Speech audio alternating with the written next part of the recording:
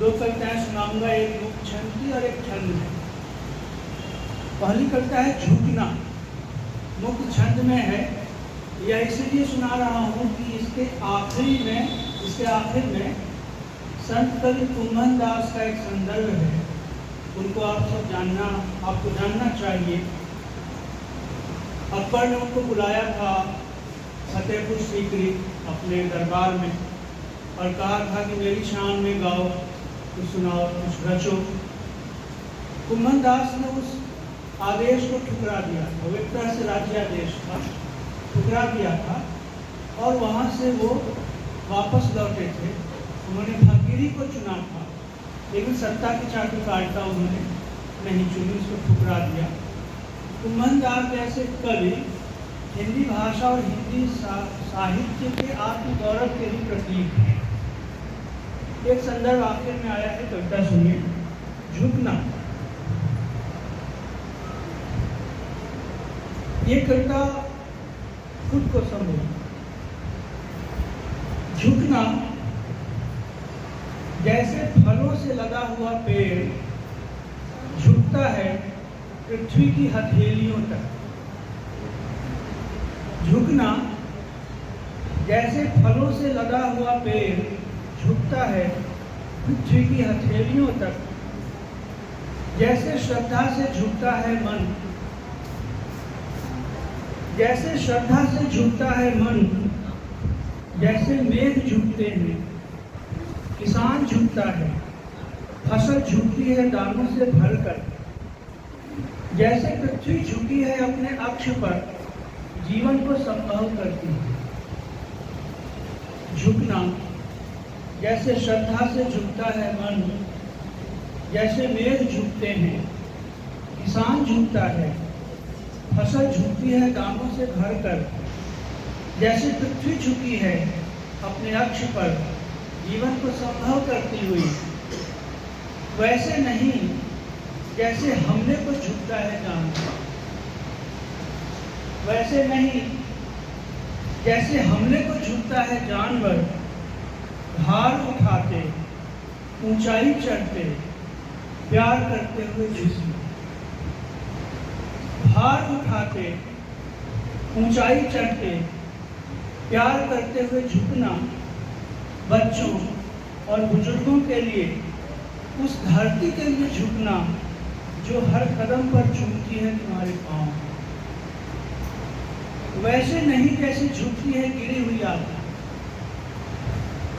वैसे नहीं जैसे झुकती है गिरी हुई आत्मा। झुकना जैसे दान में हाथ झुकता है। झुकना जैसे दान में हाथ झुकता है, शीश झुकता है सौंदर्य के आगे। झुकना जैसे दान में हाथ झुकता है, शीश झुकता है सौंदर्य के आगे। जैसे माँ झुकती है, माँ के स्तन झुकते हैं संतान के लिए, दूध से भारी, आह्लाद से भरे। झुकना जैसे दान में हाथ झुकता है, शीश झुकता है सौंदर्य के आगे। जैसे माँ झुकती है, माँ के स्तन झुकते हैं संतान के लिए, दूध से भारी, आह्लाद से भरे। वैसे नहीं जैसे तानसेन झुकते थे दौलत की चौखट पर। वैसे नहीं जैसे तानसेन झुकते थे दौलत की चौखट पर।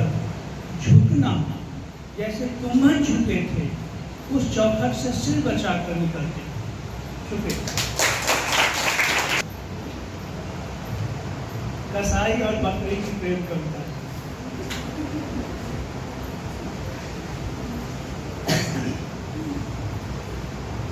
अभिधा में तो यह कसाई और बकरी की प्रेम कविता है, लेकिन व्यंजना में इसका अर्थ ग्रहण आप अपने हिसाब से कर सकते हैं। शीर्षक है बकरी मन अधिनायक जय है। ये कविता 10 में लिखी गई थी, 13 साल हो गए और विजय बहादुर जी उस समय वागर्त के संपादक थे। उन्होंने इस कविता को मेरे हाथ से एक मंच पर झटक लिया और वागर्त के कवर पेज पर छापा। बकरी मन अधिनायक जय है। कहा कसाई ने बकरी से, मैं तुझ पर मरता हूँ। कहा कसाई ने बकरी से, मैं तुझ पर मरता हूँ। तेरे सुंदर फूल कमलों पर, चरण कमल तो सुना होगा, कविता में फूल कमल पहली बार आया है। कहा कसाई ने बकरी से, मैं तुझ पर मरता हूँ। तेरे सुंदर फूल कमलों पर फूल अपना धरता हूँ। पुनः कहा उसने बकरी से, चल दोनों चलते हैं।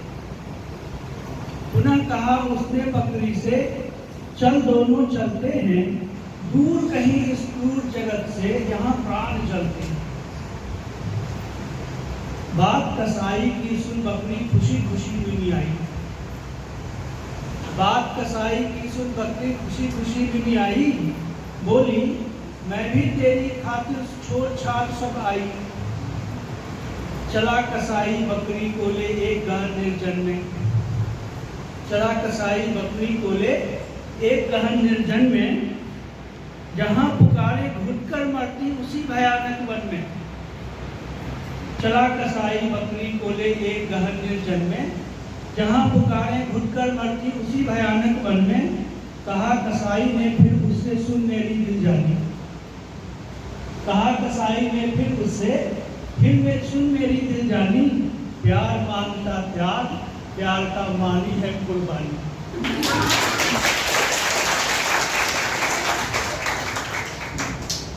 प्रेम सत्य है केवल, प्रेम सत्य है केवल, मिथ्या है ये अंजर पंजर।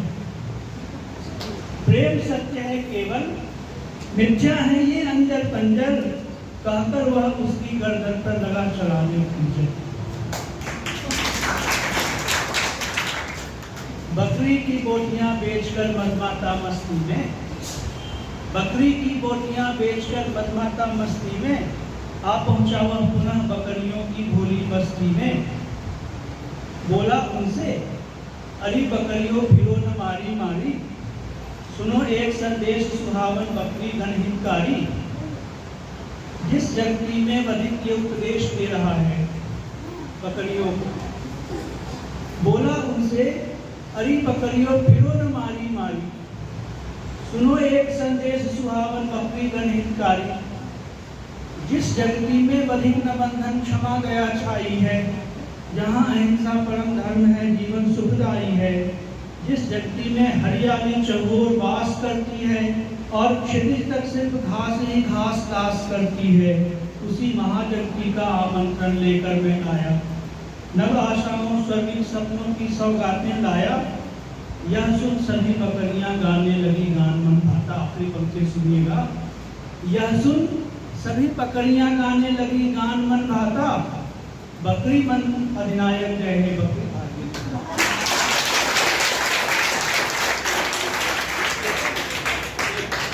बनारस में मेरी पढ़ाई लिखाई हुई, तो एक बार मैं कभी चौड़ा गया लहरतारा।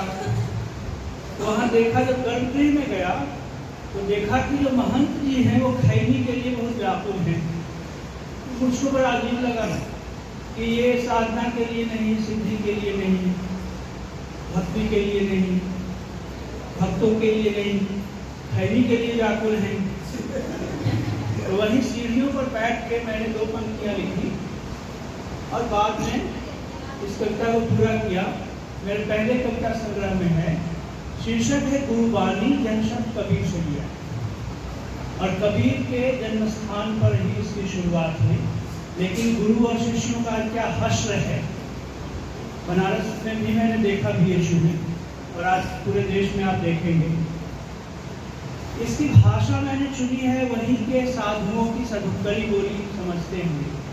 उसी में संवाद है गुरु का शिष्य के प्रति। खैनी चूना बिंदु तूना सब जग सूना लागे है। खैनी चूना बिंदु तूना सब जग सूना लागे है। मैं तो मैं नाही हूँ बचवा तू भी तूना लागे।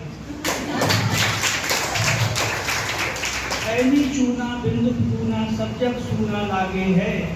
मैं नाही हूँ बचवा तू भी तू ना लागे है। राम नाम से जी उछटे है जब से दुनिया खत्म भई। आकुल मनवा सिमरन पद से किधरो भागे। राम नाम से जी उछटे है जब से दुनिया खत्म भई। आकुल मनवा सिमरन पद से किधरो भागे है। तू तो बचवा दया धर्म का बड़ा धनी है, कर्मठ है। देव जो व्रत संयम में भी सब भक्तन से आगे है। जा बचवा चुटके से लई हो चमटोली से चुटकी भर। अब मेरा नाम न ली हो गई हो नया भगतवा मांगे।